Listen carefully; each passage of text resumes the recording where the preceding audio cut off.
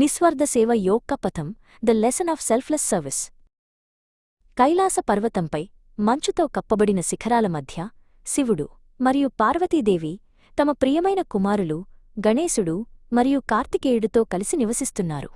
అది ప్రేమ, శాంతి మరియు జ్ఞానంతో నిండిన ఇల్లు. ఒక అందమైన ఉదయం గణేశుడు మరియు కార్తికేయుడు కైలాసం చుట్టూ ఉన్న పచ్చిక బయళ్లలో ఆడుకుంటున్నారు. గణేశుడు తన ప్రియమైన మూషిక వాహనంపై కూర్చుని ఉండగా, కార్తికేయుడు తన నెమలివాహనంపై వేగంగా పరుగెత్తుతున్నాడు. వారి ఆటలో కొద్దిగా పోటీతత్వం కనిపించింది. పార్వతీదేవి తన మందిరం నుండి లోకాలను గమనిస్తూ ఉంది. ఆమె కళ్లలో ఆందోళన కనిపించింది. ఒక చిన్న గ్రామానికి జీవనాధారమైన పక్కనే ఉన్న ప్రవాహం ఎండిపోవడం ఆమె చూసింది. నాథ, పార్వతి శివుడితో అంది. క్రింద ఒక చిన్న గ్రామంలోని ప్రజలు నీటికోసం చాలా కష్టపడుతున్నారు. వారి ప్రవాహం ఎండిపోతోంది. శివుడు చిరునవ్వుతో, అవును దేవి, కొన్నిసార్లు పెద్ద సమస్యలకు చిన్న నిస్వార్థ చర్యల ద్వారా పరిష్కారం లభిస్తుంది. గొప్ప శక్తులను ప్రదర్శించడం కంటే నిశ్శబ్దంగా సేవ చేయడమే ముఖ్యం. గణేశుడు మరియు కార్తికేయుడు వారి తల్లిదండ్రుల సంభాషణను విన్నారు.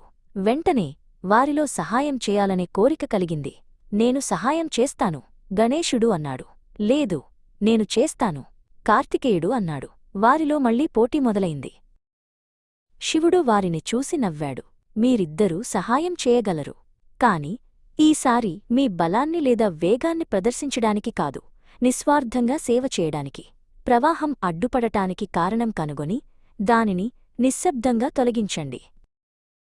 కార్తికేయుడు తన నెమలిపై వేగంగా వెళ్లడానికి బదులుగా ప్రవాహం వెంబడి జాగ్రత్తగా నడిచాడు. అతను తన వేగాన్ని నియంత్రించుకుని అడ్డుపడిన రాళ్లను, కొమ్మలను తొలగించాడు.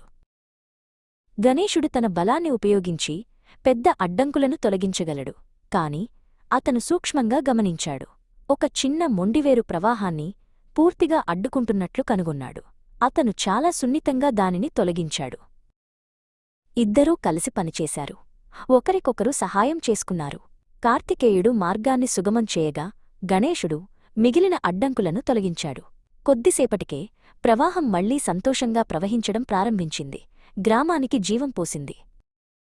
కైలాసానికి తిరిగి వచ్చిన తరువాత శివుడు మరియు పార్వతివారిని అభినందించారు. చూశారా, నా ప్రియమైన పిల్లలారా, పార్వతి అంది. నిజమైన సేవ అంటే ఎవరు చేశారనేది కాదు, అది ఎంత నిస్వార్థంగా చేశారనేది. గణేశుడు మరియు కార్తికేయుడు తమ తల్లిదండ్రుల మాటలను హృదయపూర్వకంగా అర్థం చేసుకున్నారు.